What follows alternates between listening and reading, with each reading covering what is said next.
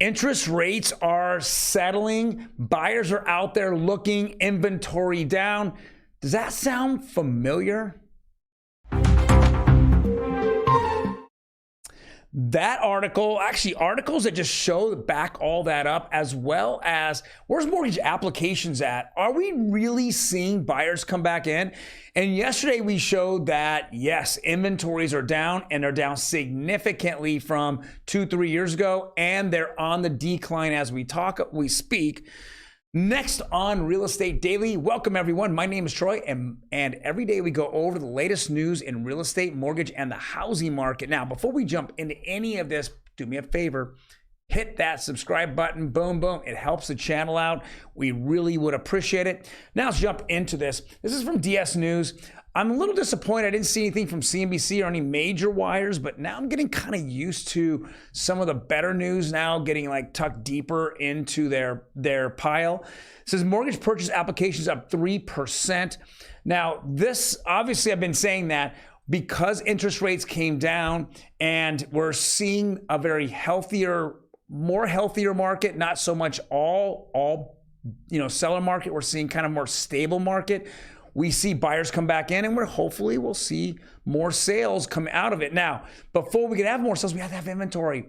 And before we can have inventory, people have to feel comfortable about selling their house, and they have to have a plan to where they're going. Here in Southern California, it really doesn't make any sense for selling a house and then buying another house. Imagine if you had a 2.5-3% interest rate, and then you were actually buying up to a house with a couple extra bedrooms because your family's growing, and then now you're jumping into a 5.5 interest, 2% higher in interest rate minimum, and then now you're paying more for the house as well. We haven't really found sellers actually giving in a little bit and tapping out and saying, hey, I'm going to lower my prices, because we keep getting these small pumps here and there. And with that being said, we just don't see inventory around. Let's jump to the next one. This is something that I've been talking about now for a while. It says new bill would extend controversial California housing law. Well, this particular senator is one of the ones that are just like all over, I commend him over affordable housing. I like that idea, but he's trying to force cities to get affordable housing, and it just isn't happening. I mean, they don't have the money. I mean, the state literally got hundreds of millions of dollars from federal government, and Gavin Newsom just blew it in 1 year. Now we're at a deficit again. Yeah, surprise, surprise, blue team deficit. Come on. And now this guy wants to turn around, and he wants to get SB 35, forces cities to approve certain developments with affordable units. It doesn't make sense. A builder has to be able to make money, okay? And I get that. What I like about SB 35 is it allows that things get approved quicker, but what it doesn't take in consideration is that these cities aren't gonna spend money on getting affordable housing. It needed to come from the state, and the state just blew the money. Once again, they blew the money, and they make it real hard for citizens to live here. We just saw a 385% gas increase, your gas at your house, natural gas. And now we're seeing gas prices at the pump go up. And how do you get affordable housing in this when you can't even handle the population of the homeless? I like this, but you gotta look at the big picture. You can't just go and grandstand up here and say, I'm the greatest thing since sliced cheese because I want affordable housing. That's all these guys do when they want to go out and they talk about getting, reelected. So let's get things done out there in Sacramento. Let's just don't stop spending money. It's like the federal government. Stop spending money on garbage that you guys continue to approve. All right. Housing demand hasn't rebounded strongly. It's just seasonal. Housing Wire, Logan Mohasahami, as says. Well, I mean, he actually is really big at Housing Wire. He's one of the top guys there, top writers there. I get what he's trying to say. He is saying that it's seasonal, but guess what? This is the season's coming right up, and there is no inventory. So I keep going back to that. It's not going to, if it rebounds strongly, it's going to be a complete seller's market, and we don't want a seller's market. We're back to buyers overspending. The government has way too high loan limits, which doesn't make any sense, but people just want to have what they call is a monthly budget on a housing that doesn't go up. It's not rent. And that's what's happening, where we want to see that people really want the dream here. The California US dream,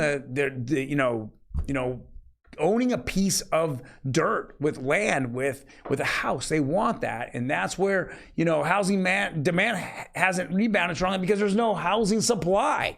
So let's rebound the housing supply before the housing demand.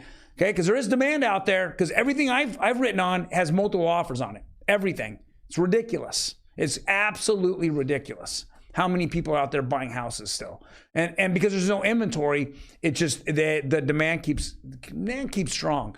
The only way that demand can loosen up is if interest rates continue to go up.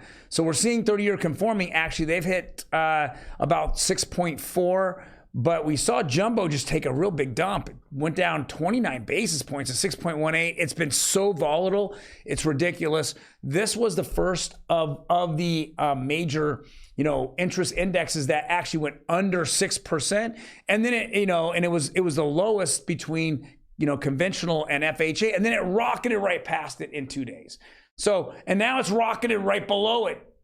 Again, it's so volatile, what's happening out there. It's the 2-year bond, the 5-year bond, the 10-year bond. I mean, they're all over the place. I mean, talk about putting money in the bank. Go look at the 1-year bond. The 1-year bond, I think, is at 4.9%. It's paying so much better than any bank. You have money, go look up the bonds. I mean, having a 1-year bond at 5% is ridiculously high. Your bank gives you what, 0.03? They don't even give you 1%. It's ridiculous. But they'll take your money and they'll put it in bonds, and that's how they make money. 30-year FHA went down about 3 basis points to 6.25. Hopefully, we're going to see the CPI number came out today. And the CPI number was a little higher than expected. But what they're not telling you is that they revised December up. Okay? You're not seeing it in the media. And the more I'm involved in real estate in the media, the more you see manipulation of the media to what their narrative is. Right now there's a train burning in Ohio with toxic. We're hearing nothing of that from the media, right? They're not talking about it whatsoever. Come on. It's polluting the water. We're not hearing any of these things because it's not the narrative that the government wants. And this is complete form of censorship. There's no question I'm seeing this. No question I'm seeing it. So guys, thank you very much for joining me today. I know I'm gone into another rant, but this is how we're really rolling here in real estate. We're still seeing a demand there. And even if it's a small demand, there's a smaller inventory. So it's really just a medium market here going back and forth. But again, most everything I see has been multiple offers. Well, you guys take care, and I will see you. Well, happy Valentine's Day. Wore the red for you, right? The red for you. Happy Valentine's Day. You guys take care.